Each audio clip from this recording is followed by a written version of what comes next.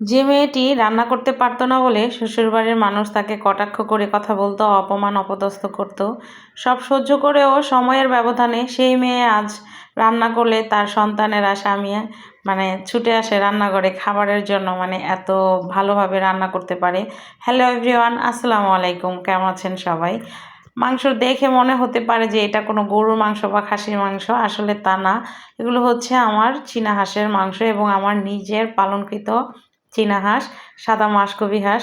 Actually আমরা যদি নিজে না পালন করতাম, আমি কখনো এই চীনা হাঁসের মাংসের টেস্টটাই বুঝতাম না যে এত সুস্বাদু বা এত মজা। তো আজকে আপনাদের সাথে শেয়ার করব এই হাঁসটার পুরো প্রসেসিং, কিভাবে কি করলাম, কোথায় কাটলাম। কারণ হাঁস বাছার যে একটা প্রক্রিয়া, এটা নিয়ে সবাই টেনশন থাকে। তো যাই হোক, হাঁসটি হচ্ছে আমি অনেক কষ্টে ধরে, আর এটা হচ্ছে 3.5 কেজি একটা ছেলে হাঁস, হাসা ধরছি। তো হাজব্যান্ড তখন ছিল নিমতলায়, সে বলতেছে যে তোমরা বাসায় জব করে এটা বাইসা ফেলো। পরে দেখলাম এটা যে পাজি জব, তো দূরের কথা, ধরতেই কষ্ট। তারপরে এটাকে আমি নিয়ে গেলাম আমার হাজব্যান্ডের কাছে, হাজব্যান্ড নিয়ে গেছে হচ্ছে ওই যে কষাইয়ের দোকানে মাংস টাংস কাটে, তাদেরকে দেখাইলো।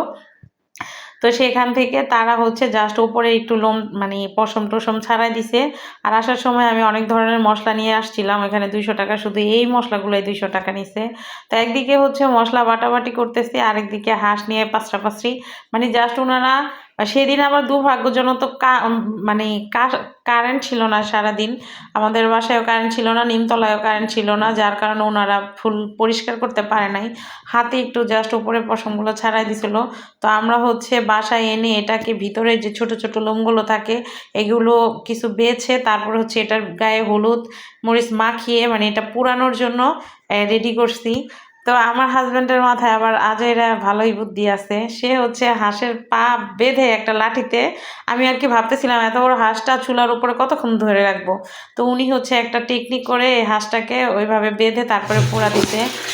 পোড়ালে হয় কি, হাঁসের চামড়া অবশ্যই পুড়িয়ে খাবেন, কারণ হচ্ছে পোড়ালে এটার ভিতরের লোমগুলো চলে যায়, যে দেখেন একদম ফ্রেশ হয়ে গেছে। পোড়ানোর পরে আমরা হচ্ছে বাচ্চাদেরকে যেভাবে গায়ে গোসল করায় দেয় ডলে ডলে, ওইভাবে পরিষ্কার করছি। এরপরে দেখেন মাশাল্লাহ লাল মাংস।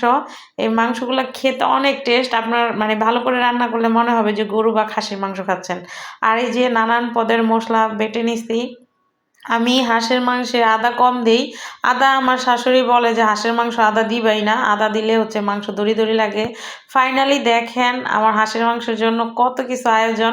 যেহেতু কিচেনে কারেন্ট ছিল না, সব কিছু বারান্দায় বাইরে বসে বসেই করতে হয়েছে। এছাড়া ছিল মাটির চুলায় রান্না করব, কিন্তু মাটির চুলার আমার সিমেন্টের চুলা ছাদে, ওটা সিমেন্টের মাথাটা ভেঙে গেছে, যার কারণে ওই চুলায় আর রান্না করতে পারি নাই। জাস্ট হাঁসটা পুড়ায় নিয়ে আসছিলাম লাকড়ির চুলা থেকে, ছাদে থেকে। তারপরে ভিতরে এই বারান্দায় সব ময় মশলা উপকরণ সব কিছু একসাথে মাখিয়ে তারপর হচ্ছে রান্নাঘরে বসাই দিছি।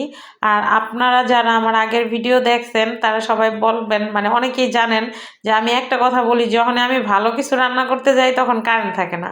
সত্যি কথা, এর জন্য ওই যে এই বারান্দায় কতক্ষণ, ছাদের চিলি কোঠায় কতক্ষণ, এখানে ওখানে যেখানে আলো ছিল বাইরের প্রকৃতির আলো, ওইটা করছি। দেখেন মাশাল্লাহ আমার হাঁসে কতগুলো মাংস হয়েছে। আমি আবার অল্প একটু মাংস উঠায় রেখে দিলাম যে এতগুলা দরকার কি। তবে সেদিন হচ্ছে আমার বড় মেয়ে মাংস খাওয়ানি, ও হচ্ছে মাংস ওর অনেক পছন্দের। তো ও ছিল বাসায়, এই কারণে বেশি করে মাংস নিয়ে নিচ্ছি। আমার এই কড়াইটা ভরে গেছিল, এক কড়াই মাংস হয়েছে। আর এত টেস্ট হয়েছিল মাংসগুলা, খাওয়ার সময় সবার চোখ দিয়ে পানিও পড়ছে, ঝাল এত ঝাল দিছি। আবার হচ্ছে খাইতেছো, খাওয়া কেউ কমে নাই। আমি কিছু আস্ত রসুন দেওয়ার জন্য এই রসুনগুলো ওই মশলার সাথে আস্ত কিনে আনছিলাম। তো যাই হোক, অন্ধকারে কারেন্ট নাই, এর মধ্যে কিচেনে বসাই দিছি আল্লাহর নাম নিয়ে, গোটা রসুন দিয়ে দিছি ওপরে। আমি যখন গরু মাংস রান্না করি অনেকে বলেন আপু আলাম রসুন দেন নাকি, আমরা তো দেই। তো আমি হচ্ছে রসুনটা পরে দিছি, সব মাখায়া টাখায়া, তারপর যখন দেখছি মাংসটা অর্ধেক হয়ে গেছে তখন দিয়ে দিছি। কারণ হচ্ছে শুরু থেকে দিলে, ছোট রসুন আনছি দেশি রসুন, আর আমার আদা রসুনের পেস্টের মধ্যে রসুন বাটা থাকে, কিন্তু এখানে দিছি যেটা, সেটা হচ্ছে দেশি রসুন। তো শেষে আমার কাছে ভালোই লাগছে, দেশি রসুনগুলাই খুলে খুলে খেতে অনেক মজা লাগছে। তো যাই হোক, কথা বলতে বলতে রান্নাটা অনেকক্ষণ, প্রায় আধা ঘন্টার উপরে হয়েছে রান্নাঘরটা। তো আমি প্রথমে একটু বেড়ে নিলাম রসুনটাই, আমি প্রথম নিছি, যে রসুন তো আমি এভাবে কখনো খাই নাই, সবাই বলে। তো তারপরে অল্প অল্প মাংস নিলাম, সবাই খুব মজা করে খাইছে আলহামদুলিল্লাহ। নিজে পালন করছি বলে চীনা হাঁসের মাংসের টেস্ট নিলাম। পারলে এই শীতে আপনারা একটু ট্রাই করে দেখবেন। আর সবাই ভালো থাকবেন। আল্লাহ হাফেজ।